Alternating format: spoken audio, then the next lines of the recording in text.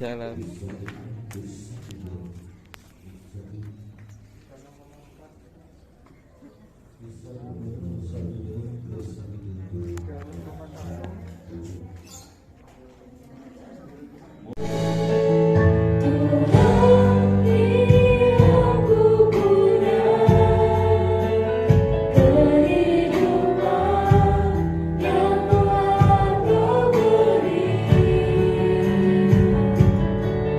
Kasih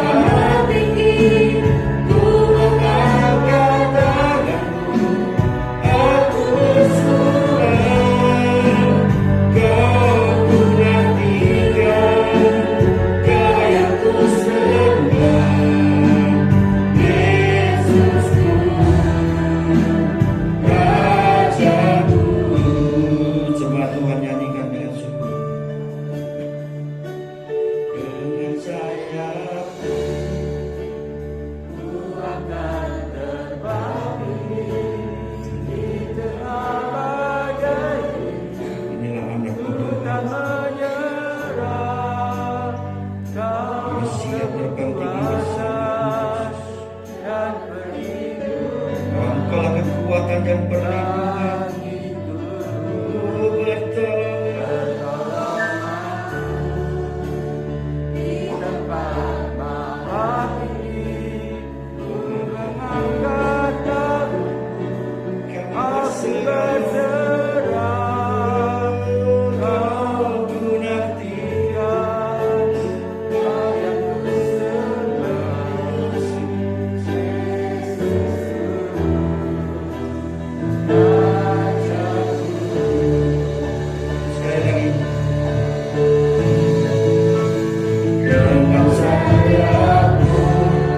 Tuhan, kami berdoa kita diri di tengah badai hidup, ku tak bergerak. Kau kekuatan dan perlindungan bagiku, kekuatanmu di tempat bahaya tinggi. Mengangkat tanganku, aku berserah. Kau ku nantikan, yang ku sembah. Yesusku dan Tuhanku, ku akan terbang tinggi di badai hidup.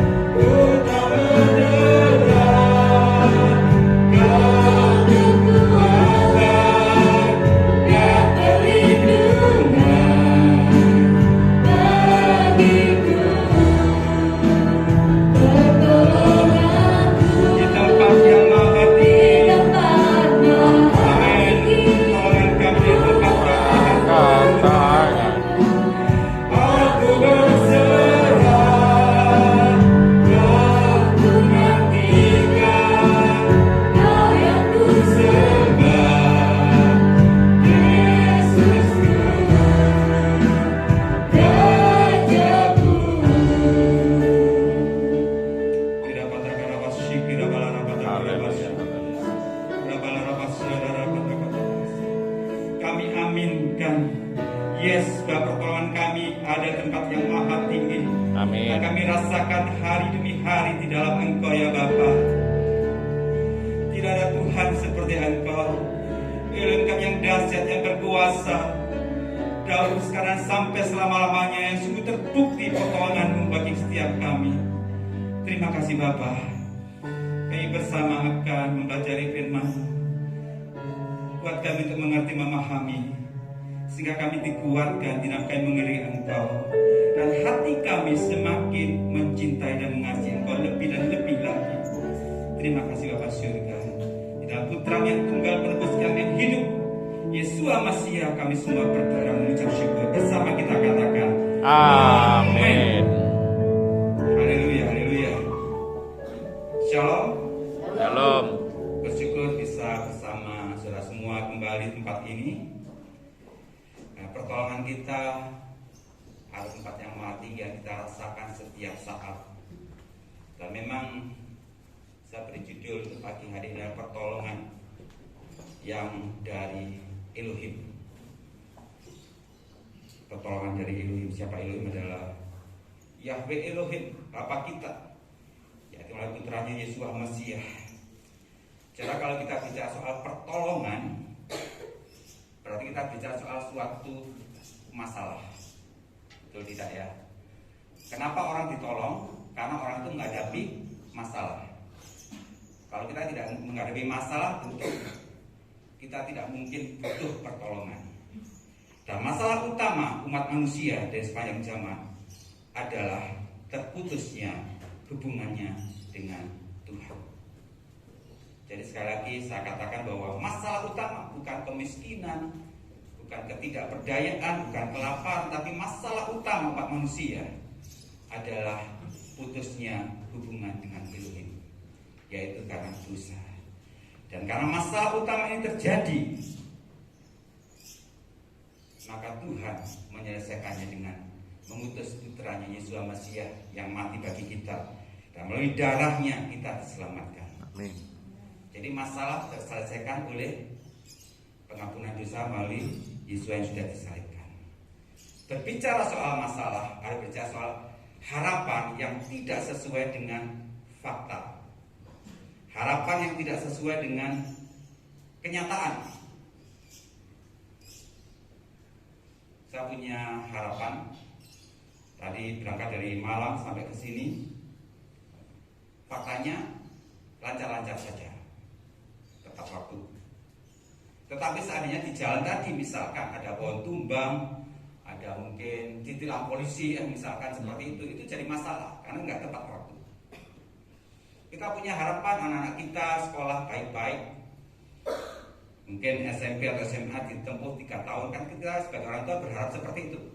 Nggak mungkin kita punya sebagai orang tua punya anak, saya harap anak saya selesai SMA 4 tahun, nggak mungkin ya. Kalau bisa 2 tahun nanti disingkat.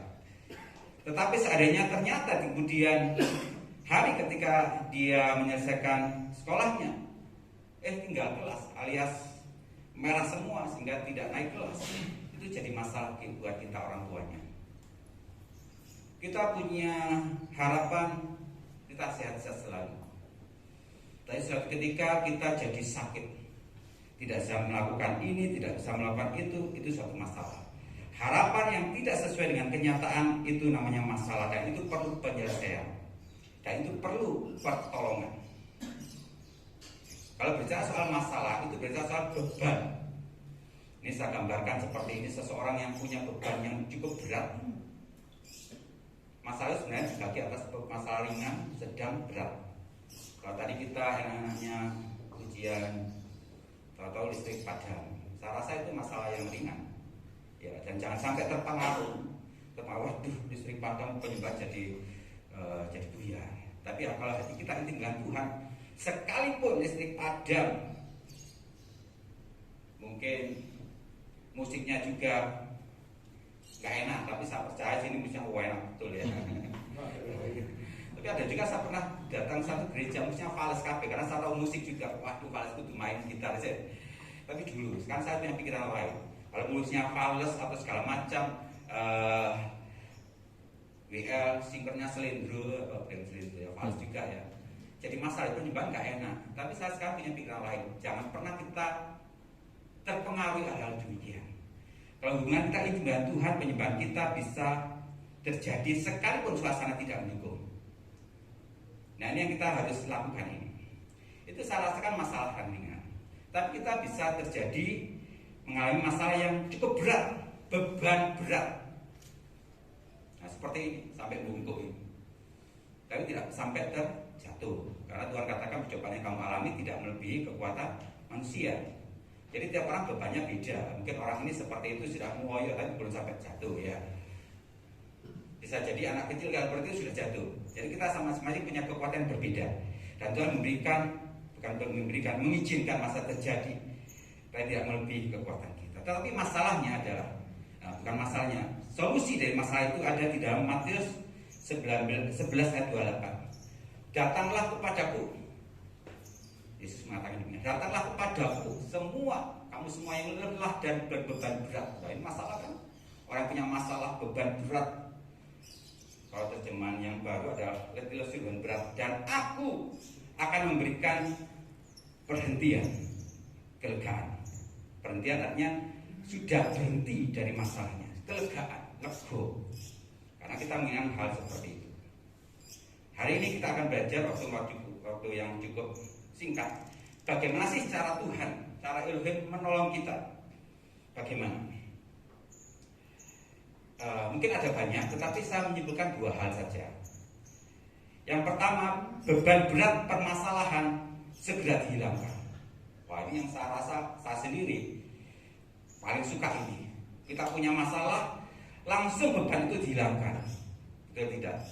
Kita punya masalah, utangnya banyak, puluhan juta, atau nggak sampai puluhan juta, 5 juta, kalau kita nggak punya uang cukup berat, langsung dihilangkan. Orang yang dihutang ngomong, sudah hutang lunas, susuannya bukan main ya, kan gitu. Kalau hutang 5.000, orang yang kita hutang, dia bilang sudah lunas ya, kita sebenarnya biasa. Tapi bayangkan kalau kita punya 500 juta hutang ya, hutang 500 juta, kalau dia bilang lunas ya, waduh, loncat gak karuan. Kenapa? Karena semakin banyak orang yang merasa hutangnya dilunasi, semakin banyak dia bersyukur. Itu ada ayatnya ya. Semakin banyak orang merasa diampuni dosanya, dia akan semakin banyak mengucap syukur dibanding orang yang merasa sedikit diampuni. Jadi ini yang kita harapkan adalah beban berat masalah segera hilang, gak suwe-suwe. Kita kan nggak mungkin ya ingin yang lama-lama. Ini yang pertama. Jadi seperti orang yang ngangkat berat dihilangkan, wah dia bersuka cita. Ini yang terjadi. Ini terjadi ketika kita melihat Laut Teberau, ketika orang Israel keluar dari Mesir, Laut Teberau langsung dibelah. Di depan itu ada masalah, tapi melalui kuasa Elohim masalah itu dihilangkan. Jadi kering sama sekali, harta bencana kering, nggak teles titik. Wah luar biasa waktu itu. Dan saya percaya Elohim yang kita dahsyat tetap bisa melakukan itu, karena kuasanya tidak pernah berubah. Kalau kita punya masalah di depan kita dan di belakang kita, terjepit kan, dikejar orang tentara Fir'aun, di depan ada itu terjepit. Memang kadang-kala Tuhan dalam tanda kutip mengizinkan kita terjepit.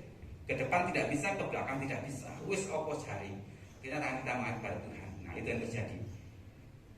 Kita diizinkan Tuhan dari masalah yang begitu berat. Di depan ada masalah, di depan ada masalah. Gak bisa apa-apa lagi. Tapi terjadi waktu itu adalah masalah segera. Saya katakan segera dihilangkan. Hilang. Walaupun Laut Teberau seperti itu dibelah dan menjadi kering, mereka bisa berjalan di tanah yang kering. Tetapi yang kedua, yang seringkali kita tidak menyadari adalah yang dikatakan oleh Rasul Paulus pada jemaat di Filipi, yaitu Filipi 4 ayat 13.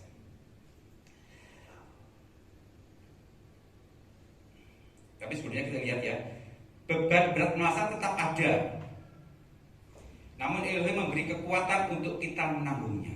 Jadi kalau tadi yang pertama, masalah itu hilang langsung. Yang kedua, masalah itu tetap ada masalah.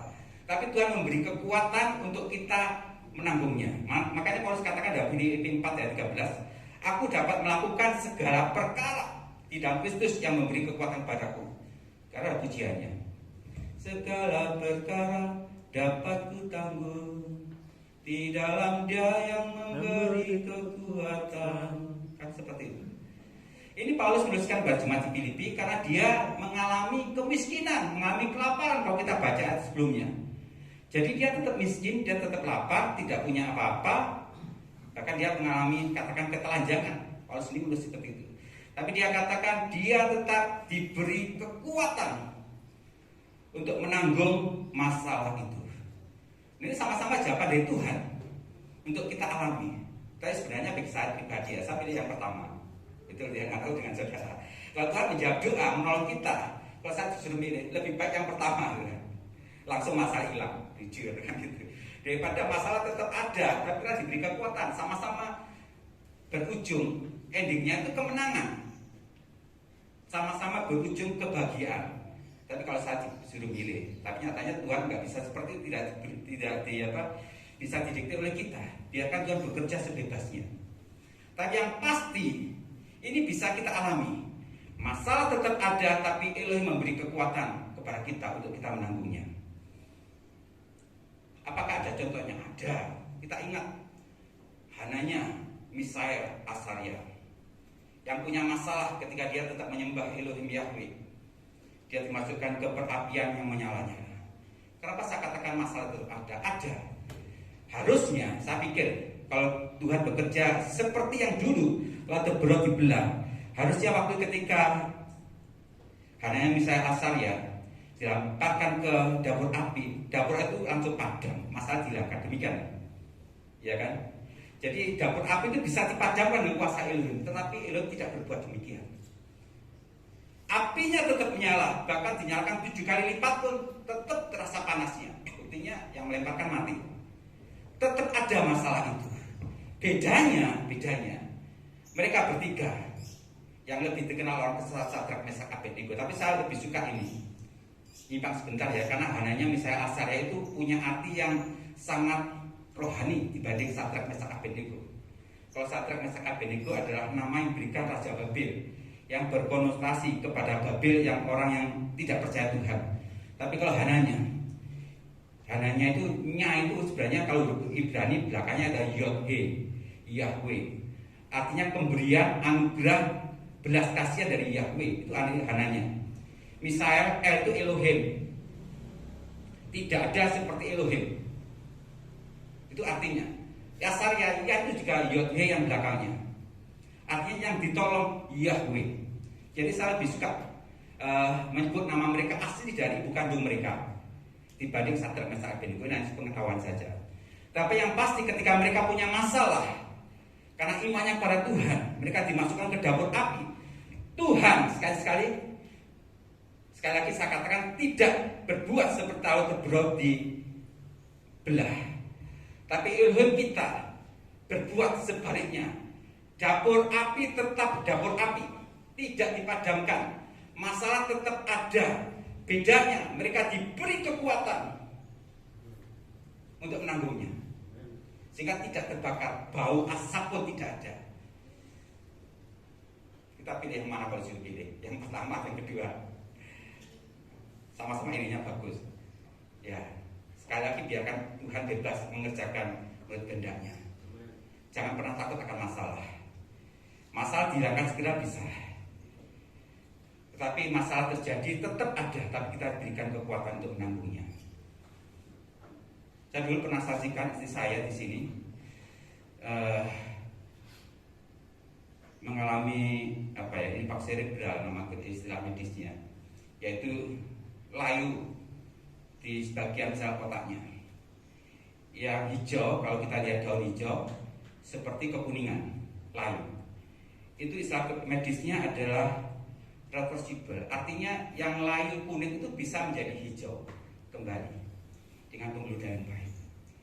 Tetapi 1,5 bulan yang lalu terjadi sebaliknya. Yang kuning itu sudah tidak menjadi hijau lagi, tapi justru menjadi coklat alias kering.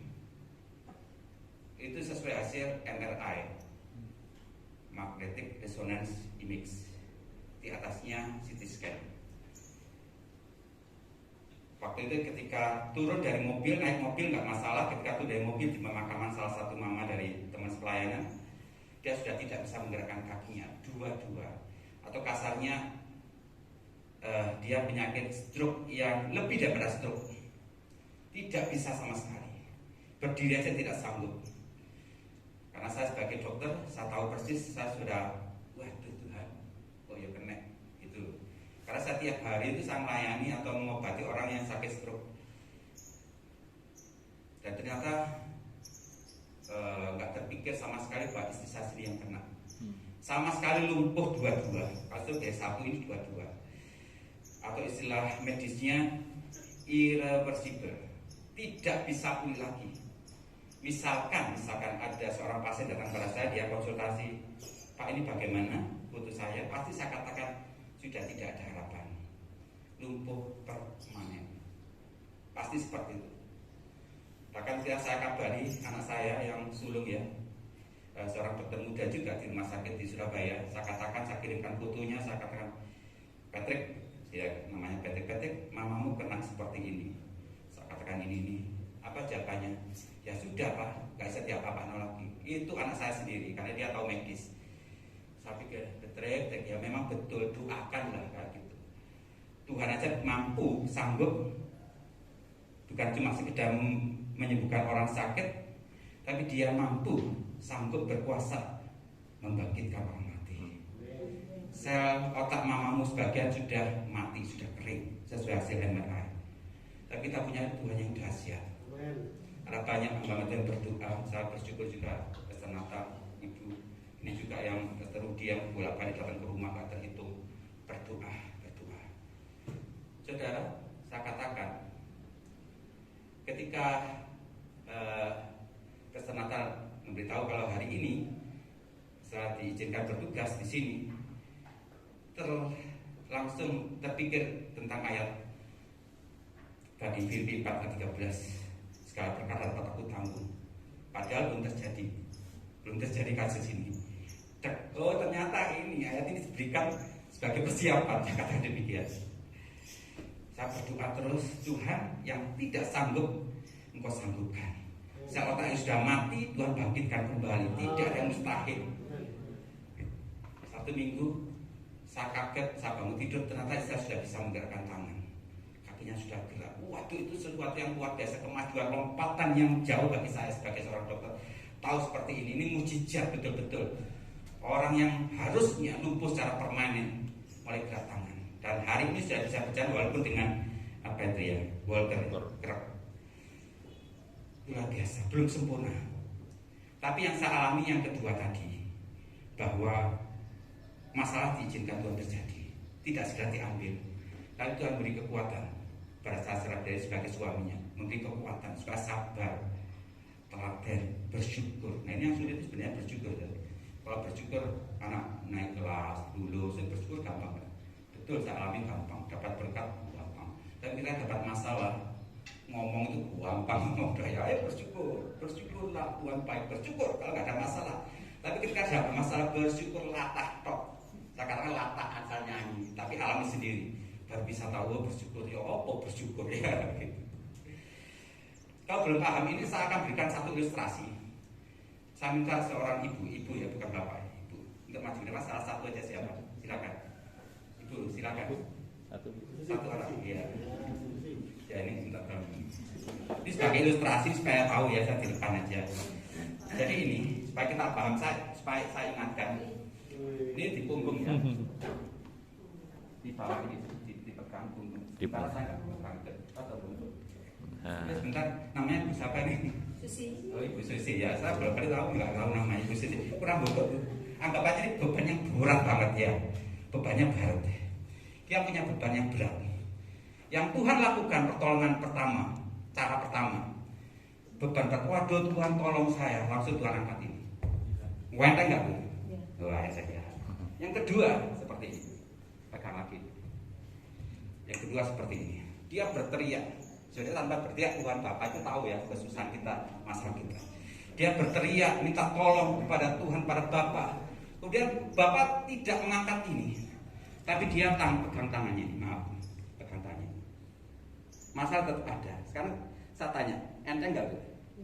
Iya, jelas enteng. Ya silakan Mbak bebannya ke rumah ya. Jadi ilustrasi ini supaya menunjukkan bahwa masalah itu bisa tetap ada di dalam diri kita. Tapi bedanya sih Paulus katakan, segala masalah dapat aku tanggung di dalam Dia beri kekuatan. Sama enteng, tapi masalah tetap ada. Makanya kadang-kadang kita berkata, Tuhan, masalahku tetap ada. Jangan berkata tetap ada. Tuhan memberi kekuatan. Amin. Untuk kita menanggungnya. Jadi pertolongan dari Elohim itu ada dua. Mungkin bisa ditambahkan, tapi yang saya renungkan ada dua. Masalah segera hilang, diambil oleh Tuhan tadi. Wenteng, seperti laut terberau. Seperti orang yang 12 tahun kendaraan, menjamah jubah Tuhan langsung hilang. Ya, langsung hilang. Seorang seperti itu, tapi tidak selalu kita mengalami seperti itu, saudara. Tidak selalu kita mengalami seperti itu. Makanya kadang-kadang orang sakit kita doakan sembuh. Ya, puji Tuhan sembuh, tapi kadang-kadang tetap ada penyakit itu. Tapi sisi lain tidak pernah kita sadari. Selain penyakitnya tetap ada, Tuhan memberi kekuatan untuk kita mengalami sakit itu. Sehingga kita tetap bersyukur. Makanya Paulus tetap mengalami apa? Kelaparan. Ada, kalau kita baca sebelumnya, tetap mengalami kelaparan, tetap mengalami kemiskinan. Tapi dia katakan, aku tahu itu kelaparan, aku tahu itu kemiskinan. Tapi Tuhan memberi kekuatan. Aku dapat menanggungnya. Itu yang Paulus katakan. Jadi sekarang kita bisa tahu ya, doa kita yang kadang-kadang kita merasa Tuhan tidak jawab. Tidak, saya katakan Bapa kita itu cukup mendengar. Dia tidak tuli. Dia dengar apa yang kita serukan kepadanya. Sekali kita berseru, dia akan tolong kita. Bedanya kadang-kadang kita merasa Tuhan kok gak nolong. Tuhan sudah menolong. Dia memberi kekuatan bagi kita. Tangan kita memegang masalah itu, dia juga pegang itu. Sehingga kita merasa ringan. Makanya saya mengerti kenapa kadang-kala ada hamba Tuhan yang taat pada Tuhan sakit didoakan kok malah mati. Ada kan banyak orang aktivis gereja kok malah mati. Bukan karena Tuhan tidak menjawab, bukan karena Tuhan tidak menyembuhkan, tapi Tuhan memberi kekuatan kepada mereka yang mengalaminya. Sehingga Mazmur, Tehillim, saya katakan Tehillim ya, Tehillim itu bahasa Ibrani, kalau bahasa Arabnya Zabur ya. Mazmur 30 ayat 12 mengatakan demikian. Engkau telah mengubah duka citaku menjadi tari-tarian. Wah, luar biasa, duka cita menjadi tari-tarian. Engkau telah menanggalkan pakaian kabungku dan mengenakanku ikat pinggang sukacita. Ini terjadi kalau Tuhan mengerti cara Tuhan bekerja. Bukan sekedar menghilangkan masalah, tapi memberi kekuatan ketika menghadapi masalah. Saya undang pemain musik. Yesus Masih bless you. Saudaraku kasih Tuhan, biarlah kita ingat ini walaupun sederhana. Ilustrasi tadi melambangkan bagaimana sebenarnya Tuhan bekerja atas kita. Jangan pernah takut menghadapi masalah. Jangan pernah takut. Karena Tuhan lebih tahu apa yang kita alami. Saya undang lagi berdiri bersama. Kau selalu punya cara untuk menjagaku senantiasa agar di dalam rencanamu Tuhan. Kau selalu punya cara untuk mengubah keburukan agar menjadi baik bagiku. Bila gunung di hadapanku tak juga berpindah, kau berikanku kekuatan untuk mendakinya, melakukan yang terbaikku, kau yang selebihnya. Tuhan selalu punya cara membuatku menang pada akhirnya. Imanilah begini, dia akan mengubah keburukan menjadi yang baik bagi kita. Kau selalu punya cara untuk menjagaku senantiasa agar di dalam rencanamu Tuhan. Kau selalu punya cara mengubah keburukan agar menjadi hal baik bagiku. Amin. Bila gunung tiadakan kita akan berpindah untuk di hadapanku, tak juga berpindah. Kau berikanku kekuatan untuk mendakinya, melakukan yang terbaikku, kau yang selebihnya. Tuhan selalu punya cara membuatku menang pada akhirnya. Bila gunung di hadapanku tak jua Engkau memberikanku kekuatan untuk menghadapi setiap masalah yang kita alami. Mendakinya, melakukan yang terbaikku, kau yang selebihnya. Tuhan selalu punya cara, Tuhan selalu punya cara, Tuhan selalu punya cara waktu menang. Amin. Pada akhirnya kita sembah Dia.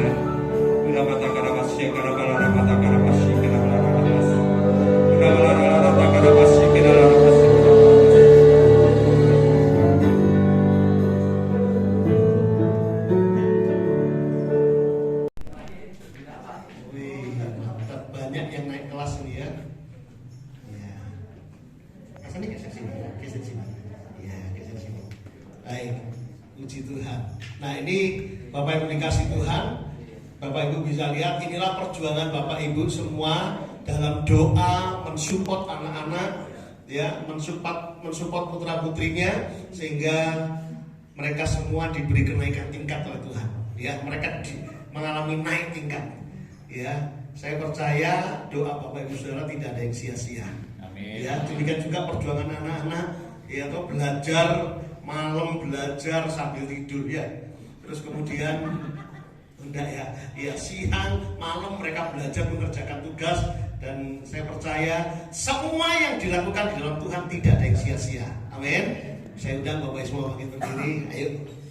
Ya, semua bangkit berdiri, ayo. Saya rindu Bapak Ibu semua.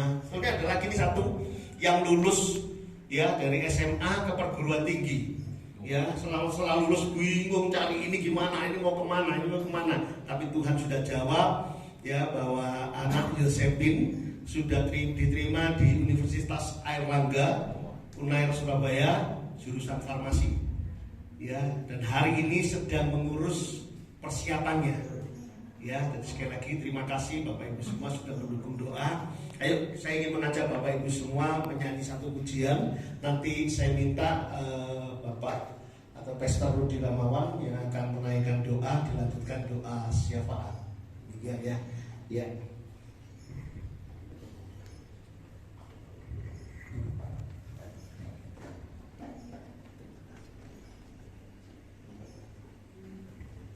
Ayo Bapak Ibu kita nyanyikan. Ya, silakan angkat kedua tangan Bapak Ibu, arahkan ke anak-anak. Ya. Terima kasih Yesusku buat anugerah yang Kau beri hari ini. Tuhan adakan syukur bagimu.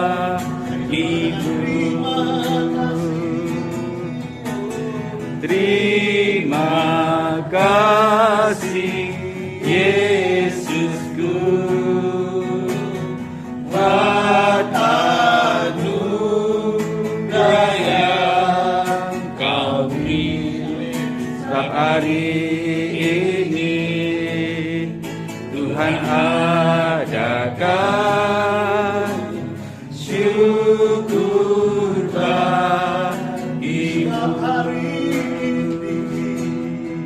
Sebab hari ini Tuhan adakan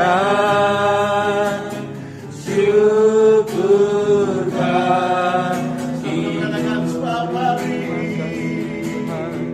Sebab hari ini Tuhan adakan syukur bagimu.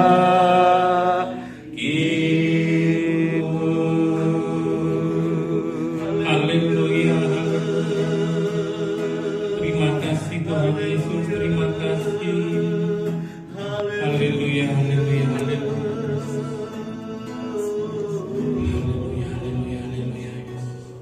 Bapak Ibu Saudaraku yang dikasih Tuhan, mari kita angkat tangan kita arahkan kepada anak-anak yang sangat diberkati ini, mengucap syukur atas berkat-Mu pada hari ini Tuhan. Menyaksikan anak-anak kami Tuhan boleh lulus dari sekolah Tuhan, boleh lulus dari kenaikan sekolah Tuhan. Ini semua anugerah-Mu yang terbesar bagi kami Tuhan Yesus. Kami percaya Tuhan Yesus, anak-anak-Mu ini Tuhan di sekolah masing-masing Tuhan boleh menjadi terang dan garam dunia di tengah-tengah sekolah, di tengah-tengah teman-temannya ya Tuhan. Kami percaya Tuhan, masa depan anak-anak kami Tuhan Yesus, masa depan yang gilang gemilang ya Tuhan Yesus.